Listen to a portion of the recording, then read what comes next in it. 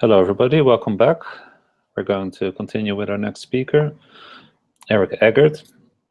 He's a web developer and accessibility educator. He's located in Essen, Germany. He's been working for the W3C Web Accessibility Initiative from 2013 on. And since 2016, he also works for the Austin-based nonprofit Nobility. Eric, take it away. And if you have any questions, let me know. Thank you very much for the introduction. So yeah, it's very early here in Germany, so at least for me. If I am not audible at some time, I'm probably sipping on my coffee, just so you know. Yeah, welcome. This is my talk called ARIA Series, where I will take a look at ARIA and what people are doing right and doing wrong. I'm based in Essen, Germany, which is right here on the map. I don't know if my awesome. Right here in Germany, in Europe. I'm a web accessibility specialist at Nobility, where I do assessments and training and stuff like that. And 50% of my time goes to W3C as a fellow, which is an awesome opportunity to continue my work there. And I have a brief little disclaimer before the talk. This presentation contains ARIA examples that are preventing websites and applications from being totally accessible. So don't copy and paste anything from those slides. I usually try to not do that, but in this instance, it's just a fair warning. And yeah, it's just so you know, don't just take everything for granted. So talking about WayArea, what is that? It's called ARIA stands for Accessible Rich Internet Applications. And the important thing in there is the term Internet applications. So ARIA is in the beginning not meant for being used much on traditional websites, in air quotes. So it creeped its way into more traditional applications or more traditional websites in the last few years. But the roots, the initial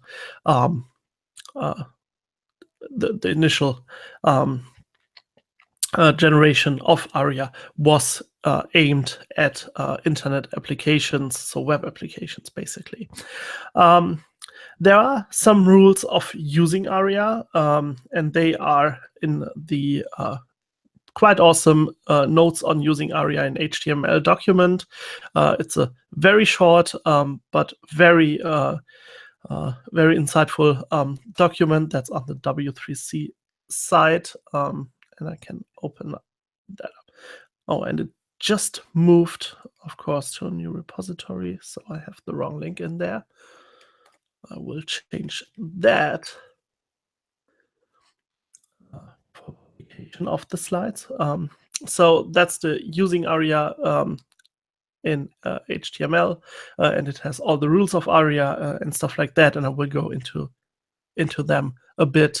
But if you want to dig deeper into the different issues, it's a good start. So the first rule of ARIA use is if you can use a native HTML5 element or attribute with the semantics and behavior you require already built in, instead of repurposing an element and adding an ARIA role, state, or property to make it accessible, then do so. So if you have an HTML5 element that does the same thing, then use that HTML5 element. That's the first and basic and most important rule of using ARIA. And this ensures that you have backwards compatibility, that stuff is built in, like using the keyboard with buttons, for example. The second rule of ARIA use is do not change native semantics unless you really have to. And I got an example here, and this is where we get into like bad examples. Don't use that. Here, this is an H1 with the role button, which should be, which the designer or creator of that code thinks, oh, well, I need a heading that is also a button, so I will have an H1 role button. But that's actually really bad. Don't do that, because this actually means that this H1 is only a button. It won't show up in screen readers. If you have your headings listed, there is no indication that this is a heading anymore because you changed the role from heading to button. And this basically breaks your whole navigation or your whole intent of using this. The better or more correct way is to have a button element inside of an H1. Then it can serve as both a heading and a button. And that's much, much better. The third rule of ARIA use is that all interactive ARIA controls must be usable with the keyboard. And rules for that. So it's not just like, oh, I just make it somehow keyboard accessible. No, there are rules and like very specific things you have to look into when you are making a custom ARIA control, when you're using ARIA, especially if there is no element or if it element. So for example, if you are using a role equals button, the element must be able to receive focus, and the user must be able to activate the action associated with the element using both the enter and the space key. I don't know how many button examples, ARIA button examples I've looked at where the space key does not do anything or scrolls the page or just is not working correctly. So if you got a role button, you also have to make sure that this is working, that you can use the enter, the return key on Windows or Mac, and the space key as well. So you can't just do one or the other. That would not be complete support, keyboard support for this element. The fourth rule of ARIA use is do not use role presentation or ARIA hidden true on a visible focusable element, because that's just confusing. So if you're using your tab key and you go through a page and it has ARIA hidden on the element, it's just not there. So a screen reader wouldn't read anything, although visually there is a button or a link or some interactive element. And if you use role presentation, you might get to a link, but it would not be announced as a link, and that would be totally confusing. So just keep that in mind, that you shouldn't use role presentation or ARIA hidden true when there is an element that is visible and focusable. And in general, if you're using those roles or attributes, be careful. They can really break the page, and we're getting to that in a minute. The fifth rule of ARIA use is that all interactive elements must have an accessible name. So that means if you got a button, put a text on it. If you can't put a text on it, use a technique like ARIA label or title or whatever you want to give it an accessible name. I always want to say, if you're using one of those techniques, make sure that the visible image or text or what have you, that is clear as well. Because even if it has an accessible name, it's accessible for screen readers, but people with cognitive disabilities might struggle with it. If it's like an abstract icon or something like that, and if you just write out the example, if you just write out the label of the button, it's much clearer and easier to use for everyone. There is a problem with ARIA support. So not every aspect of ARIA is supported in every browser, and at times it's really hard to support it. There has been an article by Hayden Pickering called ARIA Controls is poop emoji, and it nicely shows where there are expectations, where there are things that are implemented or that should be implemented or that are half implemented and therefore are not too useful. And I want to quickly go into that example. So if you look at ARIA Controls, you got a button that and then you just have an ARIA Controls attribute on them, which references an ID of the expandable, in this case, region. So we got a button with ARIA expanded false, and then you got ARIA Controls expandable, which is the ID, and the button has open close on as the label, and then you got div ID expandable, and you have that hidden, and you can show that as you like. So that's all well and good.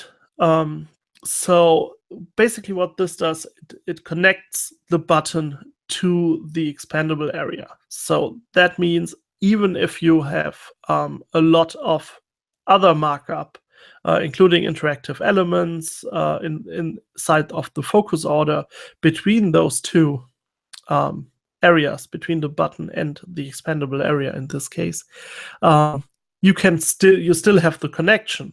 That's the general plan.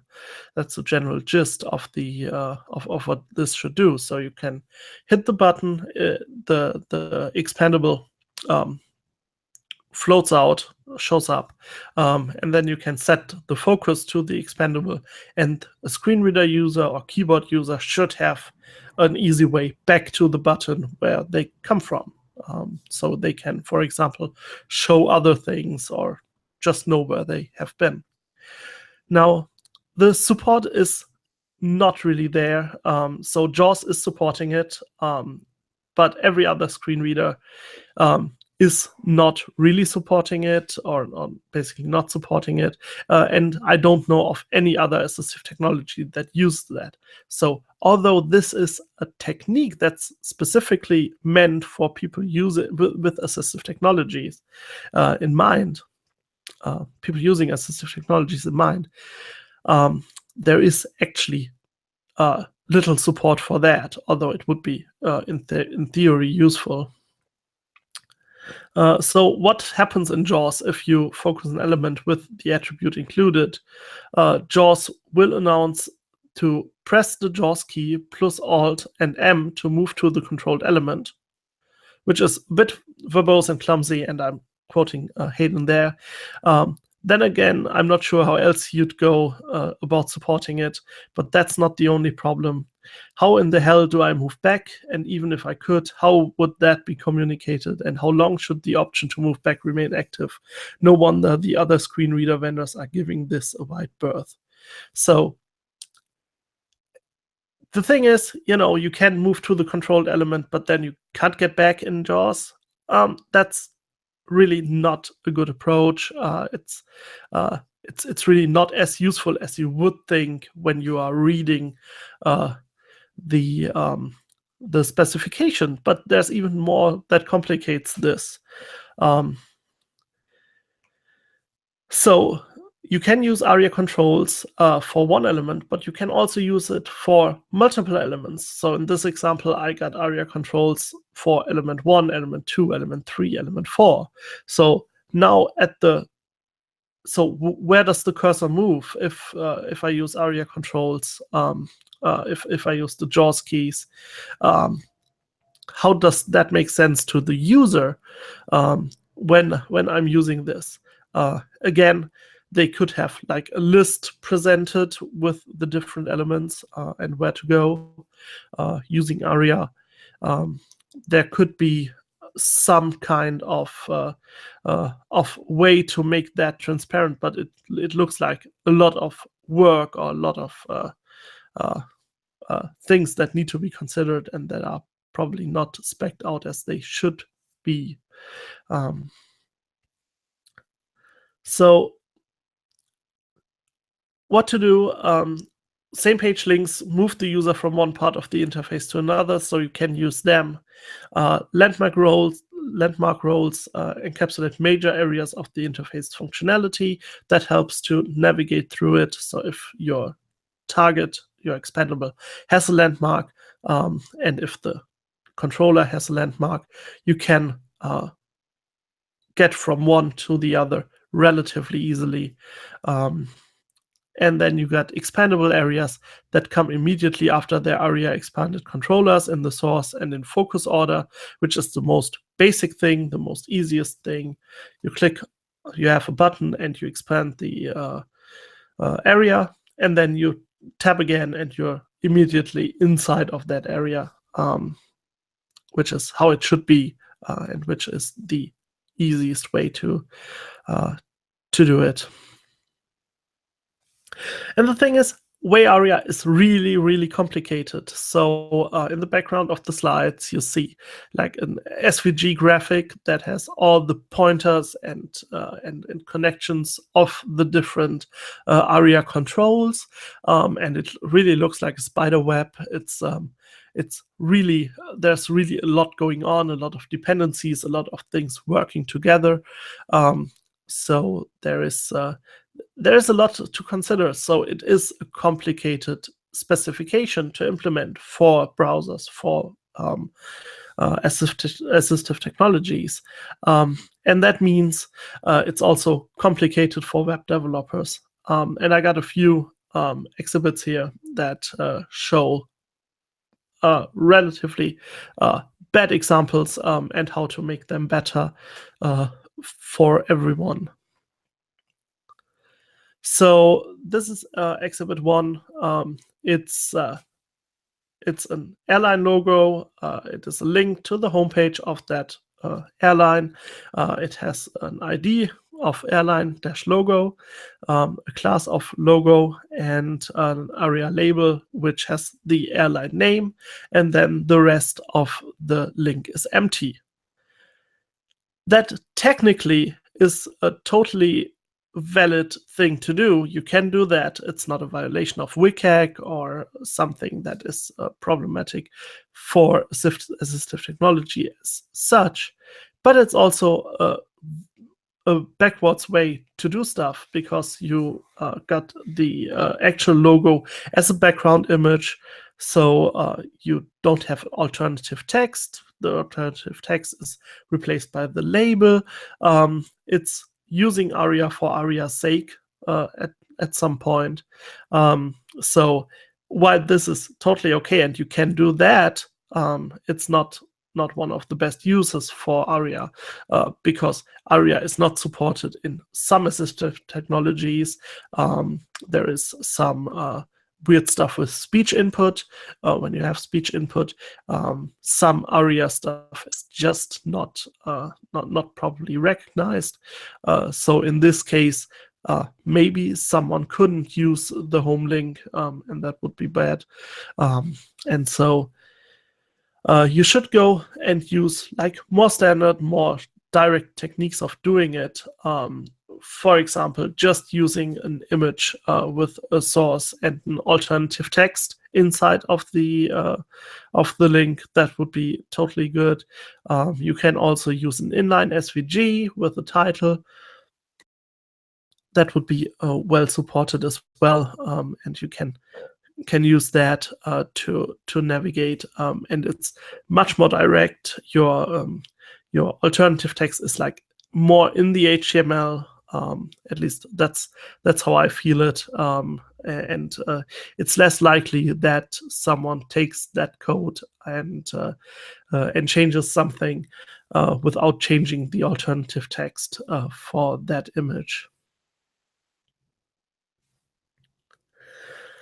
So the second exhibit that I have here is a list of links that basically move slides around. So you got slide 1, slide 2, slide 3 as links.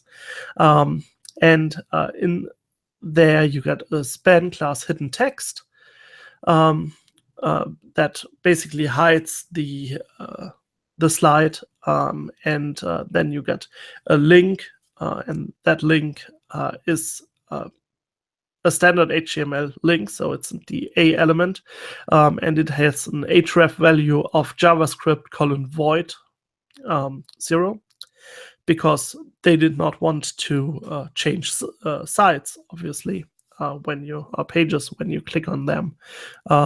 Then there is a class that's called nav inactive or nav active, and then this whole A element is using role equals button to designate it as a button to screen readers.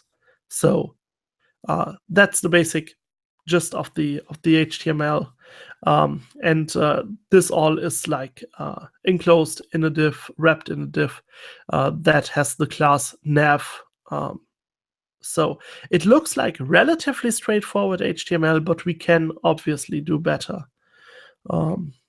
So the better versions are that you get a nav element. So this brings with it a role of navigation, and makes this navigation, this slide navigation, findable by assistive technologies.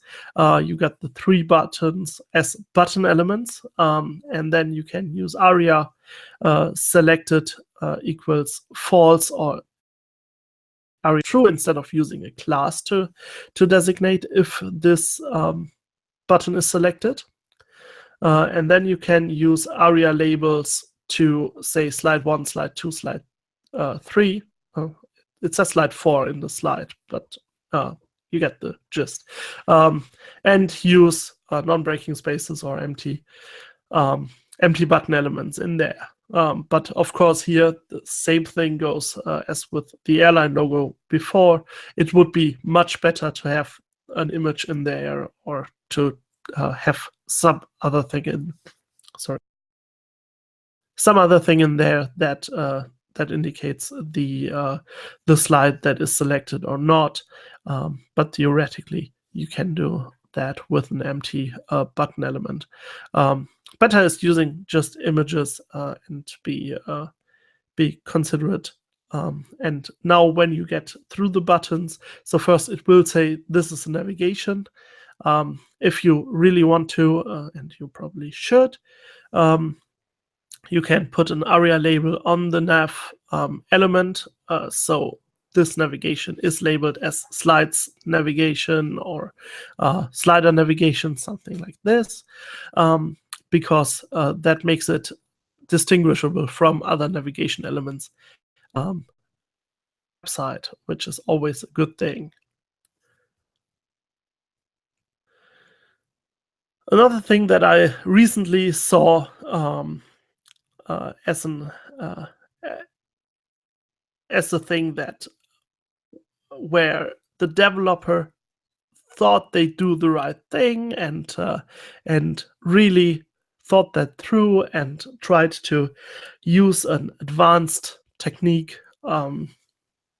is this one.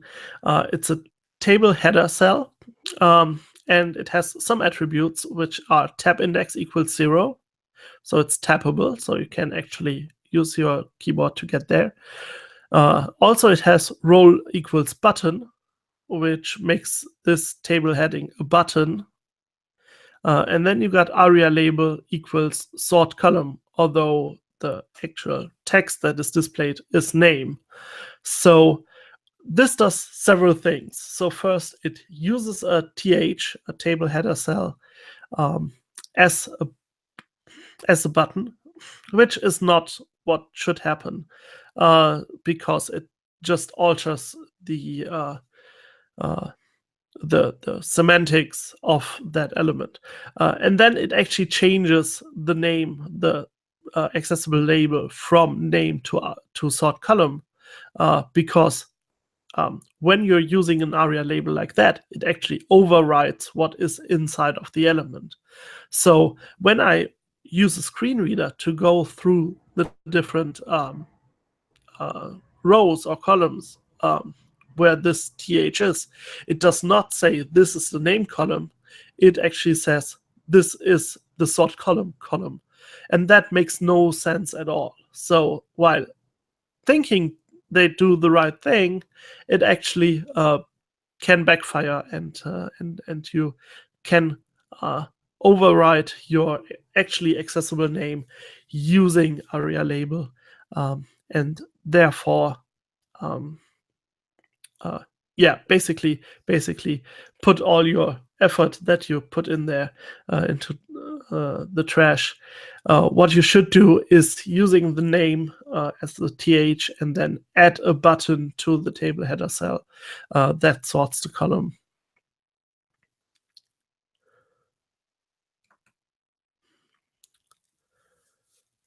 So this is another one that came up recently, where there was a span which displayed an icon because it did some, I don't know, either it was like a background image thing or like a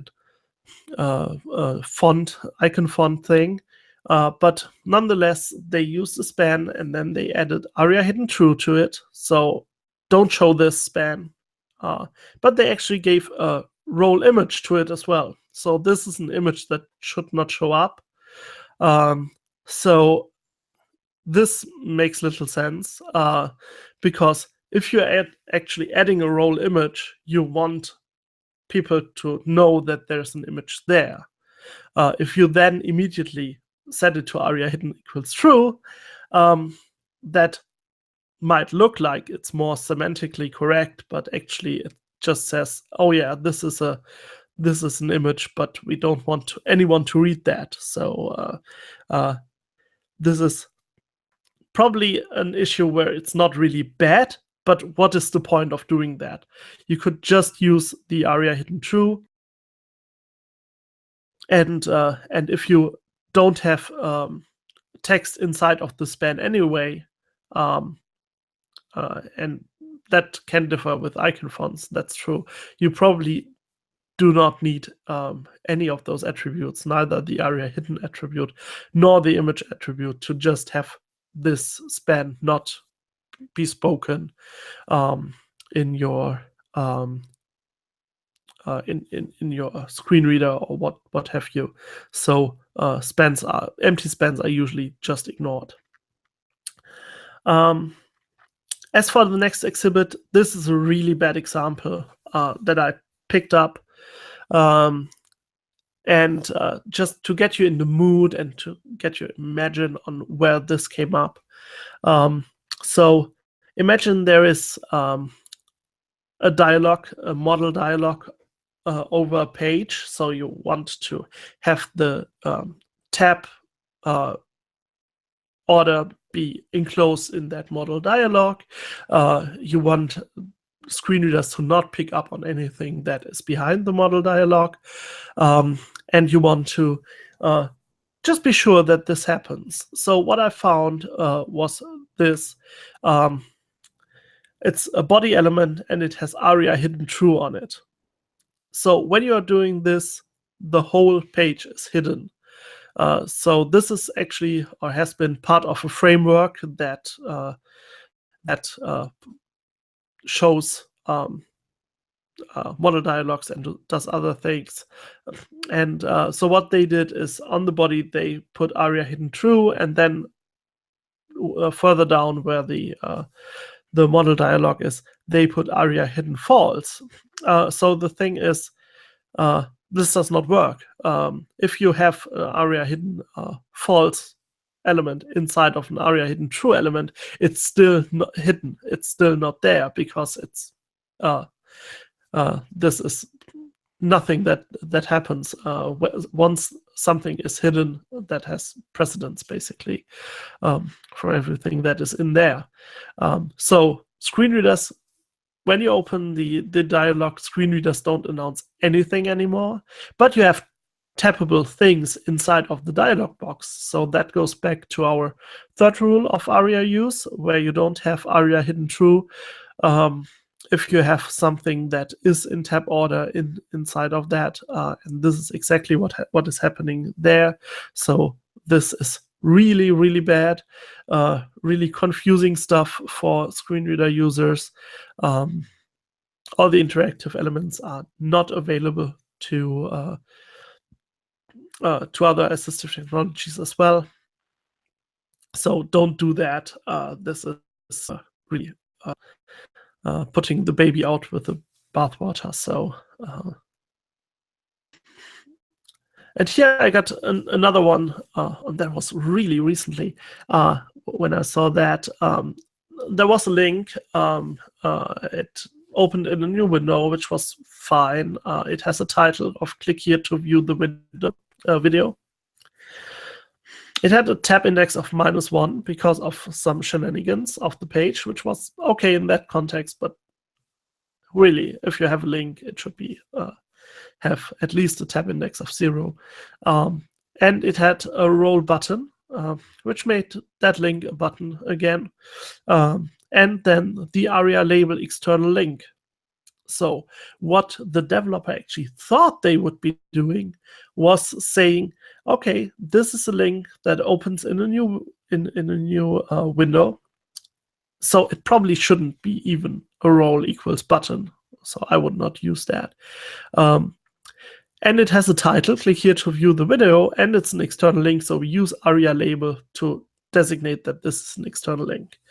So what happens in assistive technologies is that the title, click here to view the video, is completely overwritten by the ARIA label. So this only says external link. This is not useful at all. And it's even less useful if you have like 20 or 30 links on a page, which this example had. So it was like, when you read through it using a screen reader, it was like external link, external link, external link, external link. Some of those were even like inside of a sentence. So it replaced the link text with external link. And that basically made the website unusable for every screen reader user. And stuff like that is just painful to see. So whenever you have a link, and especially if you have text in the make sure that you don't use ARIA label unless you really, really have to, because it overrides things. What they should have done is using ARIA described by to say, okay, this is an external link. Then they just had like one ARIA described by element that they reference from all the links, and where they could change the text easily as well. So that was one of the more horrendous things that I've seen, where it's just, the thing is, when people read ARIA and they read accessible rich internet applications, they sometimes think this is a magic wand. I just put ARIA fairy dust on it and it will be accessible. And that's not the case. So you have to get some background and know how things work, play together with screen readers, with other assistive technologies.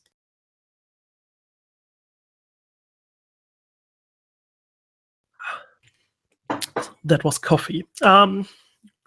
So there are multiple components of ARIA, and this goes back into stepping back and taking a look at ARIA and just seeing and understanding what this actually is.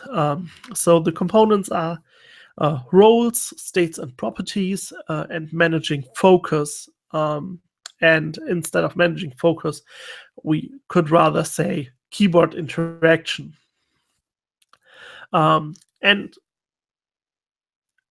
a lot of the roles are already incorporated into HTML5. So if you're using like a main element or a navigation element, a nav element,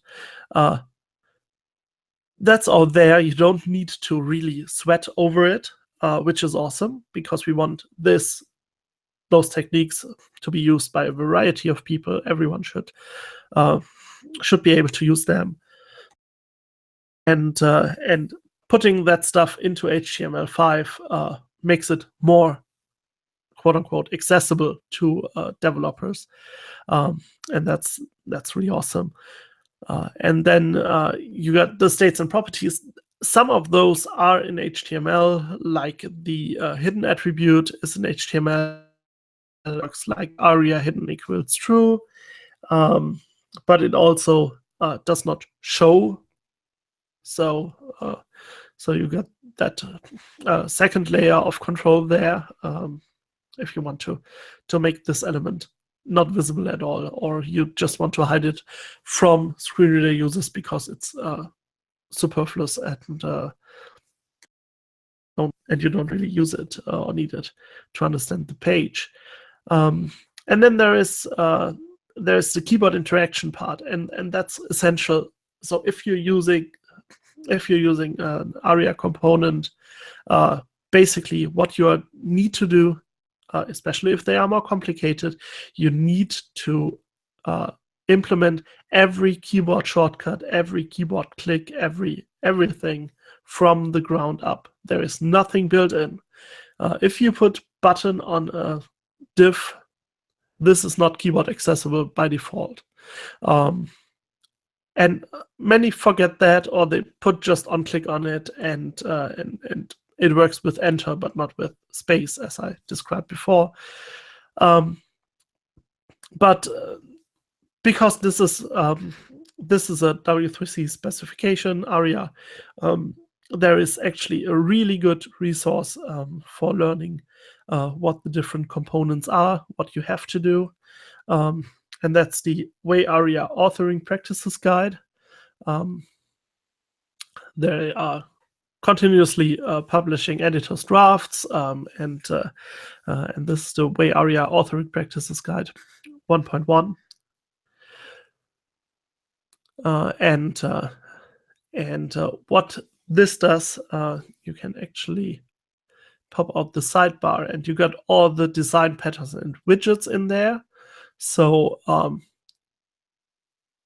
which is really cool, like 27 different widgets. And then you got landmark roles in there, how to use them. And then you have developing a keyboard interface, which is keyboard interaction, in there as well. And this has more information on intentionally hiding semantics with the presentation role. So it's a really good and really interesting document. And if you are using ARIA in your workflow, make sure to read that and understand it, because this is the basic. This is how users expect things to work, or should expect things to work. Sometimes that's not really clear, because they are not used to seeing ARIA widgets or design patterns on websites. So, for example, if you got a menu or menu bar, I will jump to that because I had some, I did something with that. If you use that on a normal website, users probably don't expect that here. They expect that in an in quote unquote internet application, and not on a normal website. And the thing is, first, there are all the rules of what you can do and what you need to nest into what element, and how a menu bar actually works. So it's a bit like HTML there, but with ARIA roles, and then you need to take a look at the different keyboard navigation things. So, for example, when you hit enter and the focus is on a menu item, then and that menu item has a submenu, you open the submenu and place focus on its first item. Otherwise, it activates the item and closes the menu.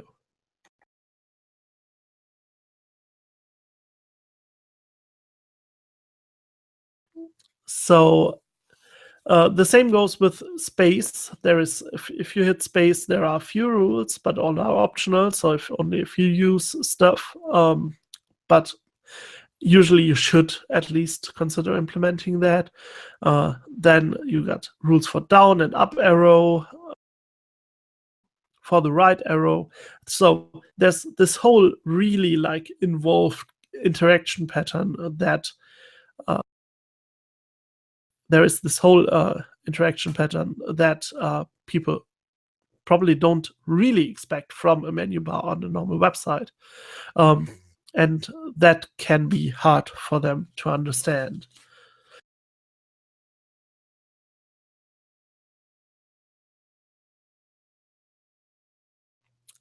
So, and then you got role states and properties, and it's explained in detail as well. So the W3C has published a tutorial on that.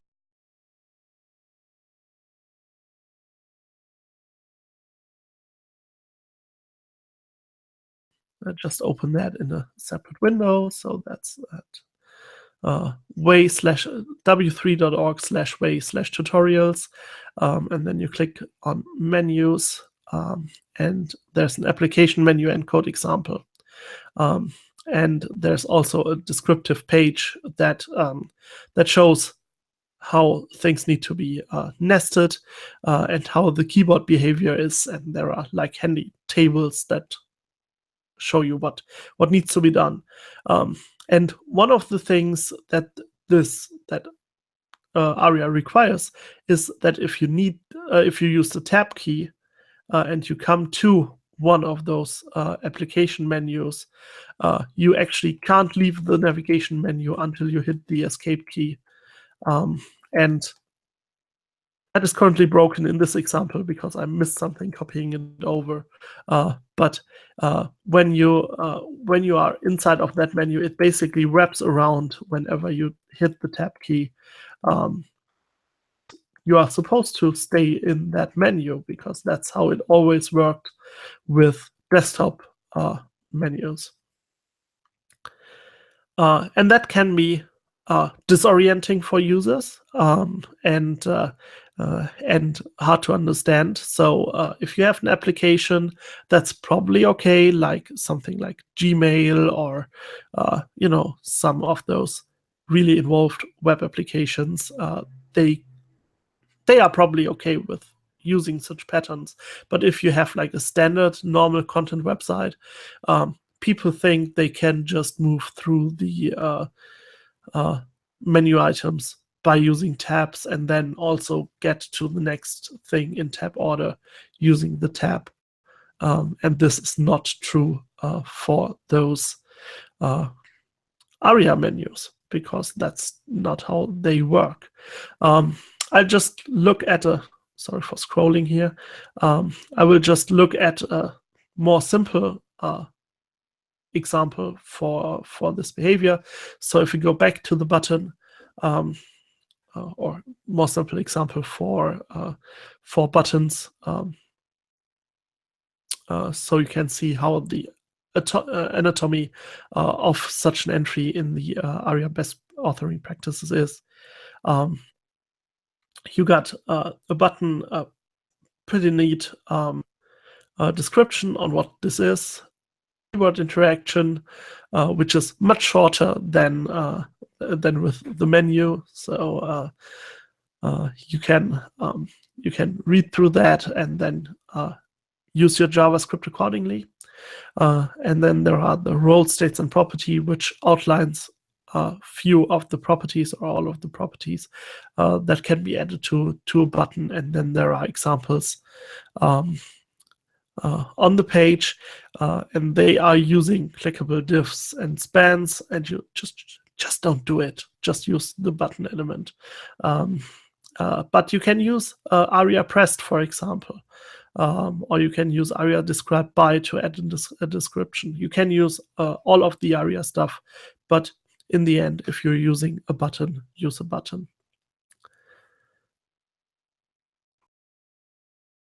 Another shout out to the using ARIA Just letting you specification. know your time is almost up, Eric. Yep, I'm wrapping up. Thank you.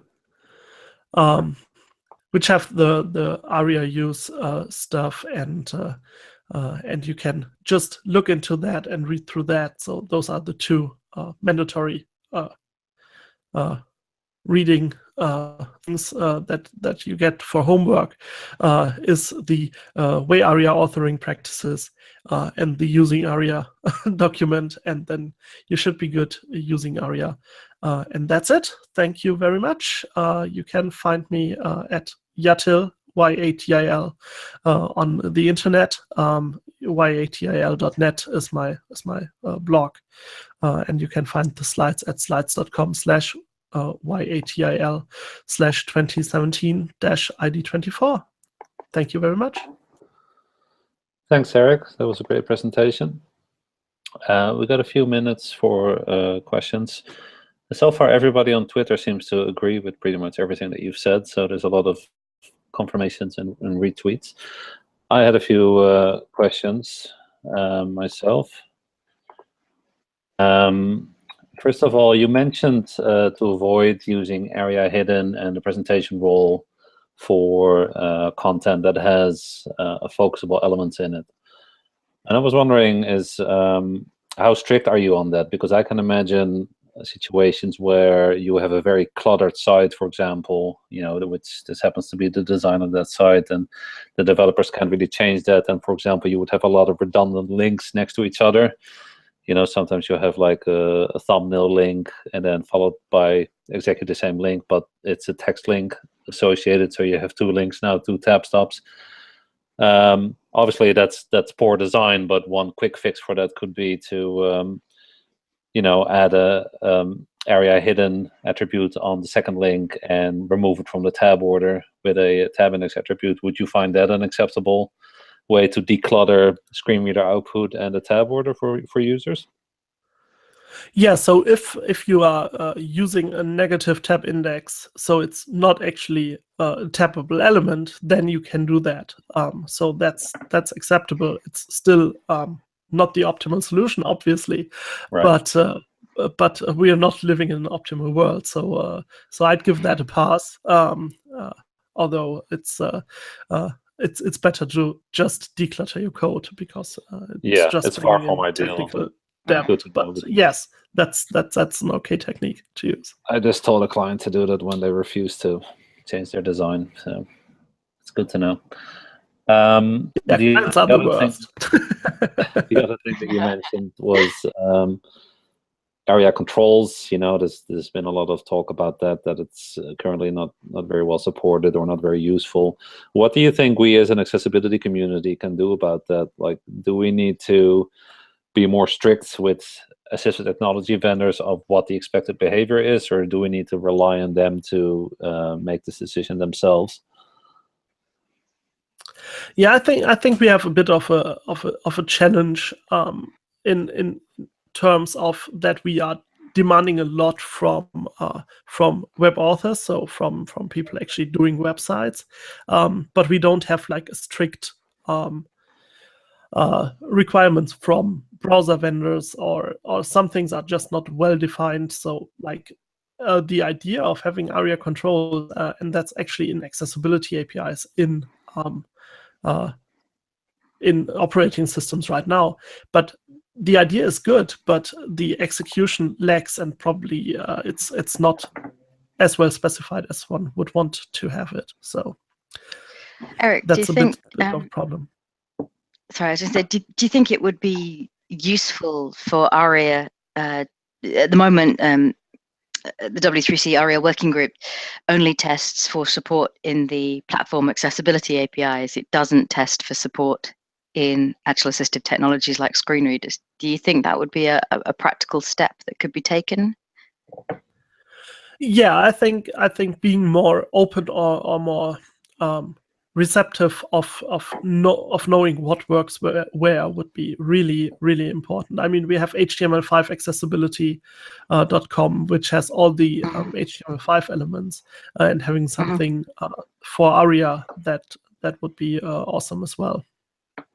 Yep, that too. All right, well, that's about all the time that we have. So thank you very much, Eric. And people can contact you if they have more questions. We'll be back in 10 minutes with some SVG accessibility goodness from Charles McAdam-Neville. So thanks again, Eric, and I hope to see you again soon. Thank you. Talk to you. Thanks. Bye. Bye.